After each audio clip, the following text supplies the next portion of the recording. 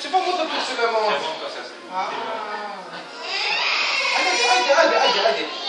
Haide. Dă-i-am două.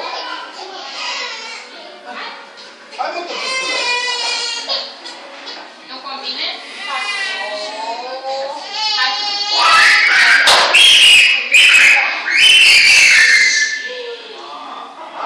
Forță. Zici că e adevărat în cap.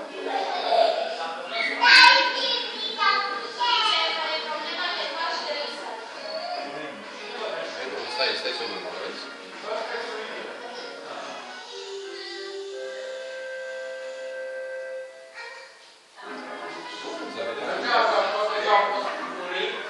Noi că suntem, nu știu, tot jos mulți.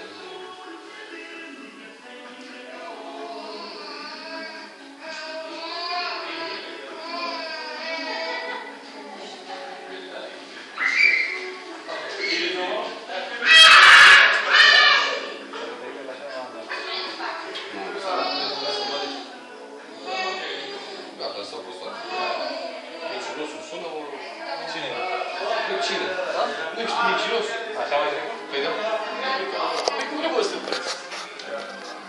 Ce ai zis? Mincinosul. Cine e? Bibi Sorin. Al lui Sorin. De la Pro TV. E retina asta albastră așa, pila de aici așa. Păi se vede de la bluză. De-aia ți-ai luat-o albastră? Să se Bea vede, mă, frumos, cu culoare, mă. Am cât sunt mai bine. Ți-ai dat și tu freza de aia, mai de șmecher, așa de băieți de oraș. Da, am învățat și eu de la lumea ce să fac și eu. Na.